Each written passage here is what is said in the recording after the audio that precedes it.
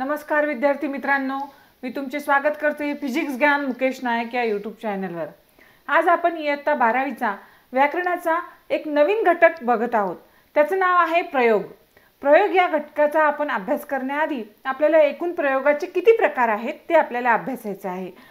पहिला प्रकार आहे कर्तरी प्रयोग, दुसरा आहे कर्मणी प्रयोग व तिसरा आहे भावे प्रयोग। आता प्रयोग म्हणजे काय? प्रयोग हा शब्द संस्कृत प्र अधिक युज या शब्दापासून तयार झालेला आहे। प्रयोग याला प्र अधिक युज म्हणजे जोडणी किंवा मांडणी तसेच जुळवणी असं सुद्धा आपण म्हणू शकतो। आता बघा, प्रयोग म्हणजे काय? तर प्रयोगाची व्याख्या आपल्याला जर बघितली तर कर्ता, क्रियापद आणि कर्म यांचा परस्पर मांडणीला प्रयोग असे म्हणतात। आता कर्ता, क्रियापद आणि कर्म यांची जी परस्पर मांडणी आहे त्याला आपण प्रयोग म्हणतो। तर प्रयोग हा घटक शिकण्याआधी आपल्याला सर्वात महत्त्वाचं म्हणजे वाक्यामध्ये कोणता प्रयोग आहे हे आपल्याला अचूक ओळखण्यासाठी आपल्याला वाक्यातील कर्ता, क्रियापद आणि कर्म यांची अचूक वाक्यातली ओळख करता यायला हवी। तर लक्षात घ्यायचं आहे की आजचा आपला जो नवीन घटक आहे प्रयोग, हा प्रयोग सुरू करण्याआधी आपल्याला त्यातील अचूक क्रिया ओळखण्याआधी आपल्याला वाक्यातला कर्ता, अचूक क्रियापद आणि अचूक कर्म हे ओळखता यायला हवं। आता जी तुम्हाला इथे एक छोटासा डायग्राम दिसते आहे त्यामध्ये प्रयोग आहे आणि प्रयोगाच्या वर हे आपण लिहिलेलं आहे आणि ते महत्त्वाचं अशी आपण साइन केलेली आहे का? कारण त्याचं कारण असं आहे की जर तुम्हाला अचूक कर्ता, क्रियापद आणि कर्म ओळखता आलं तरच अचूक प्रयोग वाक्यातील ओळखता येईल। तर बघा, आपण आता वळूया आपल्या महत्त्वाच्या भागाकडे, ते म्हणजे प्रयोग हा घटक ओळखण्यासाठी आपल्याला सर्वात महत्त्वाचा भाग म्हणजे तो आहे क्रियापद। अचूक क्रियापद आपल्याला ओळखता यायला हवं। आता बघा, क्रियापद म्हणजे काय? तर वाक्याचा अर्थ पूर्ण करणाऱ्या क्रियावाचक शब्दाला आपण क्रियापद असे म्हणतो किंवा क्रिया दाखवणारा शब्द म्हणजे क्रियापद होय। आता वाक्याचा अर्थ पूर्ण जसं की आता राम बागेत, आपल्याला याचा अर्थ कळतो का? नाही। जातो हा शब्द जो क्रियावाचक शब्द आहे तो त्याचा काय करतो? अर्थ पूर्ण करतो किंवा त्याची क्रिया आपल्याला दाखवतो। जातो हा जो शब्द आहे तो आपल्याला काय करतो? त्याचा अर्थ पूर्ण करतो। राम बागेत जातो, जातो या क्रियावाचक शब्दामुळे वाक्याचा अर्थ पूर्ण होतो आणि त्याची क्रिया आपल्याला, जाण्याची क्रिया आपल्याला लक्षात येते, म्हणजेच हे वाक्यातलं काय झालं? क्रियापद झालं। आता दुसरं उदाहरण आहे की बाबा शाळेत जातात। आपण जर नुसतं असं म्हटलं की बाबा शाळेत तर आपल्याला याचा अर्थ कळेल का? नाही। जातात या क्रियावाचक शब्दामुळे त्याचा काय झाला? अर्थ पूर्ण झाला व जातात या शब्द हा काय करतोय? त्यातली क्रिया दाखवतोय की कर्ता काय करत आहे ही क्रिया जो दाखवतो तो म्हणजे क्रियावाचक शब्द, त्यालाच आपण क्रियापद असं म्हणतो। तर हे क्रियापद आपल्याला अचूक ओळखता येणे गरजेचे आहे। तर बघा, आता यानंतर आपल्याला दुसरा भाग बघायचा आहे। आता प्रयोग हा घटक अचूक शिकण्यासाठी आपल्याला क्रियापद ओळखणे व क्रियापदाचा धातू ओळखणे। आता धातू शोधणे म्हणजे काय? तर धातू शोधणे म्हणजे बघा, क्रियापदाला लागलेला प्रत्यय बाजूला काढल्यानंतर राहणारा मूळ शब्द म्हणजे धातू होय। म्हणजे वर दिसत आहे की ब्रॅकेटमध्ये प्रत्ययरहित म्हणजे प्रत्ययरहित जो शब्द आहे, क्रियापदाला लागलेला जो प्रत्यय आहे तो प्रत्यय काढून प्रत्ययरहित जो शब्द आहे तो म्हणजे धातू। आता बघा, आपल्या उदाहरणांवरून अधिक चांगलं लक्षात येईल की आई स्वयंपाक करते। आता आई स्वयंपाक करते यामध्ये ते हा काय आहे? प्रत्यय आहे आणि कर हा काय आहे? मूळ धातू आहे। म्हणजे जर आपल्याला क्रियापदाचा मूळ धातू शोधायचा असेल तर काय करावं लागेल? क्रियापदाला लागलेला जो प्रत्यय आहे तो बाजूला काढायचा आणि राहिलेला जो शब्द आहे तो म्हणजे मूळ धातू होय। तर आपल्याला मूळ धातू हा शोधता यायला हवा, म्हणजे आपल्याला प्रयोग या घटकामध्ये त्याचा उपयोग होणार आहे। पुढे आपल्याला ते बघायचं आहे, त्यामुळे आपण आधी हा भाग शिकत आहोत। तसंच दुसरं उदाहरण बघायचं आहे की संध्या झाडाला पाणी देते। आता देते, तर दे हा मूळ धातू झाला आणि ते हा काय झाला, प्रत्यय झाला.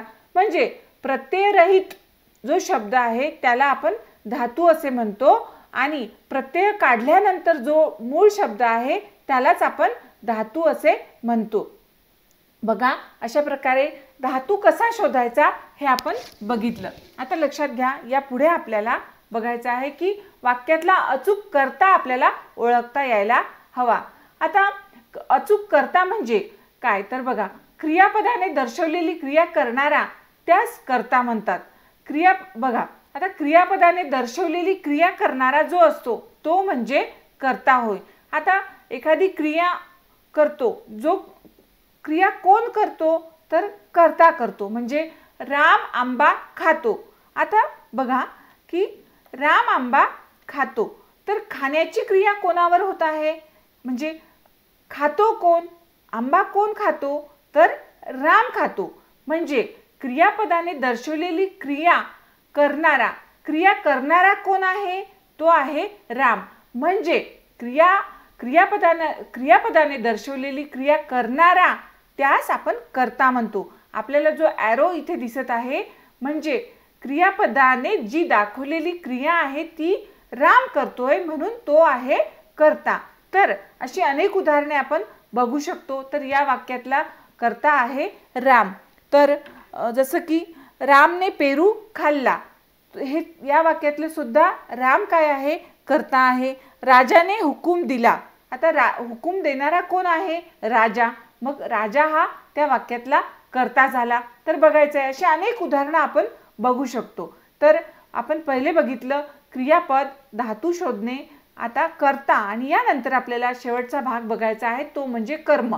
आता बघा, वाक्यातील आता आपण एक महत्त्वाचा घटक यातला थोडासा विसरलो आहोत, तो बघायचा आहे. बघा, आता आपण कर्ता शोधला, परंतु अचूक कर्ता शोधण्यासाठी बघायचं आहे विद्यार्थी मित्रांनो, आपल्याला एक महत्त्वाचा भाग अभ्यासायचा राहिला की क्रियापदाच्या मूळ धातूला नारा प्रत्यय लावून कोण असा प्रश्न विचारल्यास कर्ता मिळतो. एखाद्या वेळी कर्ता हा वाक्याच्या मध्ये सुद्धा असतो.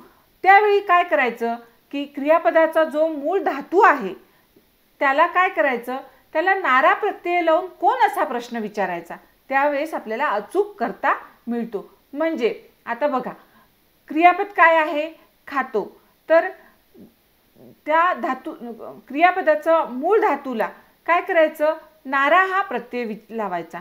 म्हणजे खाणारा कोण, तर खाणारा कोण, राम. तर हा असा नारा प्रत्यय लावून जर आपण प्रश्न विचारला तर आपल्याला काय होतो, कर्ता अचूक मिळतो. लक्षात घ्यायचं आहे की येथे आपल्याला क्रियापदाच्या मूळ धातूला काय लावायचं आहे, नारा प्रत्यय लावून कोण असा प्रश्न विचारल्यास आपल्याला अचूक कर्ता मिळतो. बघा, आता आपल्याला कर्म बघायचं आहे की वाक्यातील क्रियापदाने दाखवलेली क्रिया कर्त्यापासून निघते व ती दुसऱ्या कोणावर किंवा कशावर घडते ते त्या क्रियेचे कर्म असते.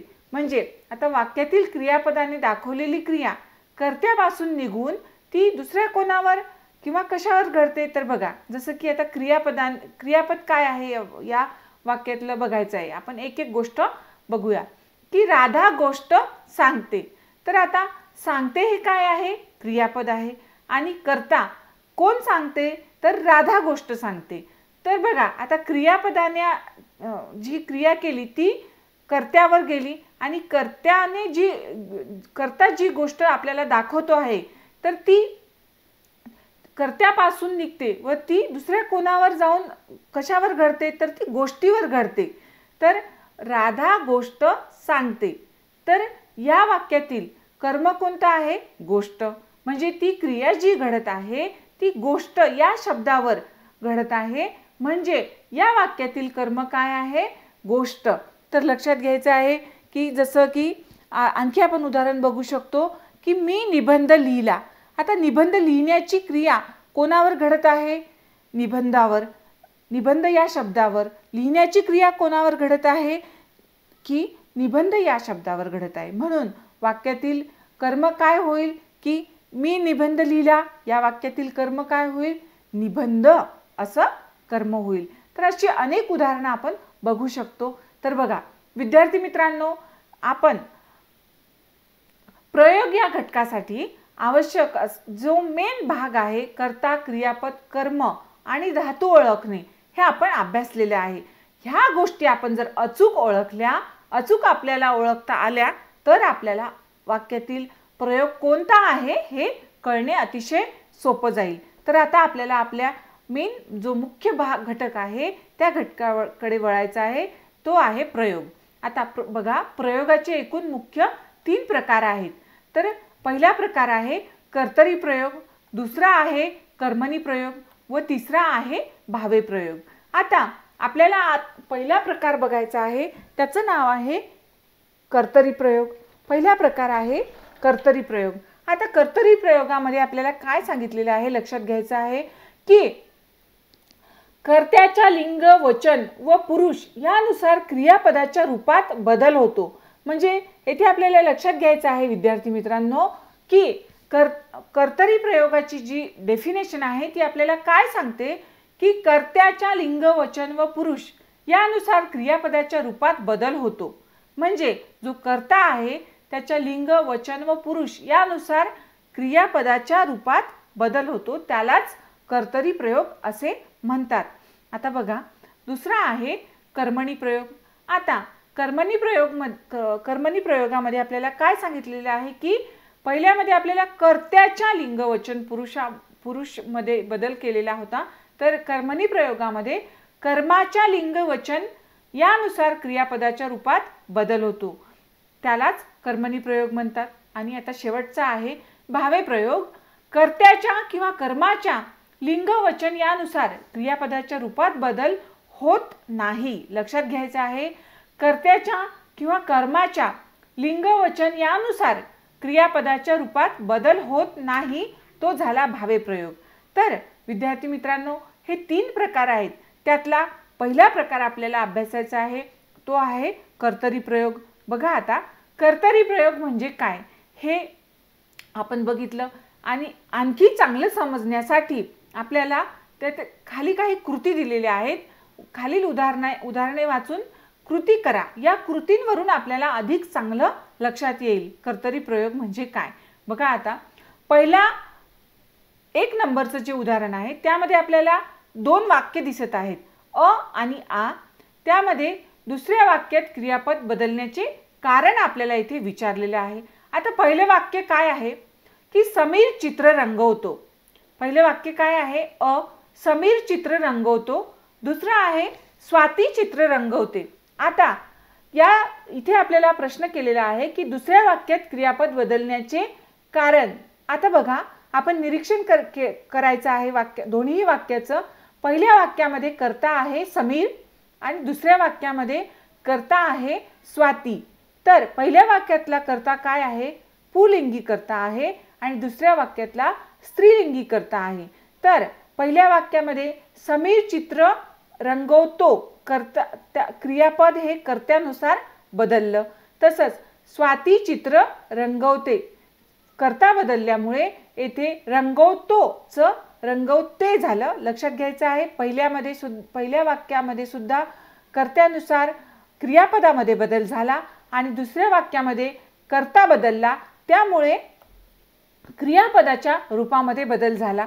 तर या ठिकाणी आपल्याला कारण काय देता येईल की कर्त्याचे लिंग बदलले. कर्त्याचे लिंग बदलल्यामुळे येथे काय झालं की वाक्याच्या क्रियापदाच्या रूपामध्ये काय झालं, बदल झाला. क्रियापद बदलण्याचे कारण आपण इथे दिलेले आहे की कर्त्याचे लिंग बदलले. आता बघा, तसंच दुसरं उदाहरण काय आहे की मुलगी सूचना फलक वाचते. आता दुसऱ्यामधलं अ बघायचं आहे की मुलगी सूचना फलक वाचते आणि तिसऱ्यामध्ये काय दिलेलं आहे की मुली सूचना फलक वाचतात. आता पहिल्या वाक्यामध्ये पहिला जो कर्ता आहे त्या ठिकाणी काय दिसत आहे की मुलगी सूचना फलक वाचते, म्हणजे इथे एकवचन आहे. दुसरं जे वाक्य आहे त्यामध्ये काय आहे, मुली सूचना फलक वाचतात, म्हणजे मुली पहिल्या वाक्यामध्ये कर्ता काय आहे, एकवचनी मुलगी आहे आणि दुसऱ्या वाक्यामध्ये मुली सूचना फलक वाचतात, म्हणजे जो कर्ता आहे तो त्या कर्त्याचं दुसऱ्या वाक्यामध्ये वचन बदललं, एकवचनीचं अनेकवचनी झालं, त्यामुळे मुली सूचना फलक वाचतात, तर असं क्रियापद बदललं. आणि पहिल्या वाक्यामध्ये सुद्धा तसंच झालेलं आहे की मुलगी सूचना फलक वाचते, त्यामुळे क्रियापद त्याचं बदललेलं आहे. आणि दुसऱ्या वाक्यामध्ये सुद्धा कर्त्याचं लिंग बदललं, त्यामुळे काय झालं, क्रियापदाचं रूप बदललं. तर आपल्याला कारण येथे सुद्धा तेच विचारलेले आहे की दुसऱ्या वाक्यात क्रियापद बदलण्याचे कारण काय. तर दुसऱ्या वाक्यात काय झालं, कर्त्याचे वचन बदलले. आता बघा, तिसरं उदाहरण दिलेलं आहे आपल्याला की आम्ही शाळेत जातो. त्यातील पहिलं अ आहे तिसऱ्यामधील, आम्ही शाळेत जातो, आणि दुसरं आहे आ, त्या शाळेत जातात. आता या ठिकाणी आम्ही हे काय आहे, प्रथम पुरुष सर्वनाम आहे. तर बघा आता पुरुष म्हणजे काय, आता या ठिकाणी आपल्याला हे लक्षात घेणं गरजेचं आहे की पुरुष म्हणजे काय. तर आम्ही शाळेत जातो हे प्रथम पुरुष सर्वनाम आहे. बघा विद्यार्थी मित्रांनो, ज्यावेळी आपण स्वतःविषयी बोलत असतो ज्यावेळी आपण स्वतःविषयी बोलतो त्यावेळी आपण प्रथम पुरुषी सर्वनाम वापरत असतो. बोलताना आपण स्वतःचा उल्लेख करण्यासाठी जी सर्वनामे वापरतो त्याला आपण प्रथम पुरुष सर्वनाम असे म्हणतो. जसं उदाहरणार्थ मी, आम्ही, आपण, स्वतः. म्हणून आम्ही हे काय आहे, प्रथम पुरुष सर्वनाम आहे. आम्ही शाळेत जातो, बघा क्रियापद येथे जातो आहे. आणि दुसऱ्या वाक्यामध्ये त्या शाळेत जातात. आता त्या हे तृतीय पुरुषी सर्वनाम आहे. आता प्रथम पुरुषी सर्वनाम आपण आत्ताच बघितलं की ज्यावेळी आपण स्वतःचा उल्लेख करत असतो, स्वतःविषयी आपण काही सांगत असतो, त्यावेळी जे सर्वनाम वापरतो त्याला आपण प्रथम पुरुषी सर्वनाम म्हणतो. मी, आम्ही, आपण, स्वतः. आणि द्वितीय पुरुष सर्वनाम म्हणजे काय की ज्याच्याविषयी आपण बोलत असतो त्यावेळी आपण ज्या सर्वनामाचा आपण उपयोग करतो तो म्हणजे द्वितीय पुरुष सर्वनाम. जसं तू, तुम्ही, आपण, स्वतः. म्हणजे जसं की आता द्वितीय पुरुषी सर्वनामामध्ये आपण काय करू, आपण असं विचारतो की दुसऱ्यांना ज्यावेळी आपण विचारतो त्यावेळी आपण काय करतो की आपण चहा घेणार का, असं आपण विचारतो ना. द्वितीय पुरुष सर्वनाम यामध्ये आपण चहा घेणार का म्हणजे आपण त्या दुसऱ्या व्यक्तीला विचारत असतो, म्हणून ते द्वितीय पुरुष सर्वनामामध्ये आपण, स्वतः हे या शब्दांचा उल्लेख होतो. आता त्या हे काय आहे, तृतीय पुरुष सर्वनाम आहे. तर ते ज्यावेळी आपण दुसऱ्याविषयी म्हणजे दुसऱ्या व्यक्तीविषयी बोलत असतो, त्यांच्याविषयी आपण बोलत असतो, त्यावेळी जे सर्वनाम आपण वापरतो त्याला तृतीय पुरुष सर्वनाम म्हणतात. त्या ठिकाणी तू, तो, ते, तुम्ही, त्या अशा प्रकारचे पुरुषवाचक सर्वनाम येतात. म्हणजे आम्ही हे काय आहे, प्रथम पुरुष सर्वनाम आहे, आणि त्या हे तृतीय पुरुष सर्वनाम आहे. आपण प्रथम पुरुषी, द्वितीय पुरुषी आणि तृतीय पुरुषी सर्वनाम बघितले. त्यामधलं आम्ही हे प्रथम पुरुषी सर्वनाम आहे आणि त्या हे तृतीय पुरुषी सर्वनाम आहे. तर आम्ही शाळेत जातो हे प्रथम पुरुषी सर्वनाम असल्यामुळे येथे क्रियापदामध्ये बदल झाला, आणि तृतीय पुरुषी सर्वनाम त्या शाळेत जातात त्यामुळे येथे क्रियापदामध्ये बदल झाला. म्हणजे सांगायचं तात्पर्य म्हणजे विद्यार्थी मित्रांनो की या तिसऱ्या वाक्यामध्ये क्रियापदाचे रूप बदलण्याचं कारण म्हणजे की कर्त्याचा पुरुष बदलला. आता पुरुष काय हे आत्ताच आपण बघितलं, प्रथम पुरुषी, द्वितीय पुरुषी आणि तृतीय पुरुषी सर्वनाम. त्यावेळी तसा कर्त्याचा पुरुष बदलतो. म्हणजे या वाक्यामध्ये क्रियापदामध्ये पुरुष बदलल्यामुळे बदल झालेला आहे. तर बघा, पहिल्या ठिकाणी कर्त्याचे लिंग बदलले, दुसऱ्या ठिकाणी कर्त्याचे वचन बदलले व तिसऱ्या ठिकाणी कर्त्याचा पुरुष बदलला. आणि तसा बदल होत असताना क्रियापदाच्या रूपामध्ये तसा बदल होत गेला. या उदाहरणानुसार आपण आत्ताच बघितलेलं आहे की जसं कर्त्याचे लिंग बदलते, कर्त्याचे वचन बदलते व कर्त्याचा पुरुष बदलतो, तसा क्रियापदाच्या रूपामध्ये बदल होतो, त्यालाच कर्तरी प्रयोग असे म्हणतात. आता बघा, कर्तरी प्रयोगाचे वैशिष्ट्य आपल्याला बघायचे आहे. बघा, आता कर्तरी प्रयोगाचं वैशिष्ट्य काय आहे की नेहमी कर्ता हा प्रथमा विभक्तीतच असतो. आणि दुसरं वैशिष्ट्य आहे की कर्म असल्यास ते प्रथमा किंवा द्वितीय विभक्तीत असते। बघा, कर्म असल्यास ते प्रथमा किंवा द्वितीय विभक्तीत असते। आणि तिसरं आहे की वाक्यातील क्रियापद, आताच आपण बघितलं, मी तुम्हाला समजून सांगितलं की वाक्यातील क्रियापद कर्त्याच्या लिंग, वचन व पुरुष यानुसार बदलते। आता आपण जी उदाहरणं बघितली त्यात आपण हेच बघितलं की वाक्यातील क्रियापद हे लिंग, वचन व पुरुष यानुसार बदलते। ही झाली कर्तरी प्रयोगाची वैशिष्ट्ये। आता शेवटी आपल्याला व्याख्या लक्षात राहावी म्हणून दिलेली आहे की जेव्हा वाक्यातील क्रियापद हे कर्त्याचे लिंग, वचन व पुरुष याप्रमाणे बदलते तेव्हा तो कर्तरी प्रयोग असतो। बघा विद्यार्थी मित्रांनो, आपण प्रयोग या घटकामध्ये आज पहिल्या भागामध्ये वाक्यातील अचूक कर्ता, क्रियापद, कर्म आणि धातू शोधणे, धातू कसा शोधायचा हे बघितलं। आणि पहिला प्रयोग कर्तरी प्रयोग हा आपण अभ्यासला। मी आशा बाळगते की तुम्हाला आजचा हा घटक समजला असेल, आजचा हा भाग समजला असेल। तर या पुढील भागामध्ये आपल्याला नवीन घटकासह उर्वरित प्रयोगांच्या सह आपल्याला भेटायचं आहे। धन्यवाद विद्यार्थी मित्रांनो।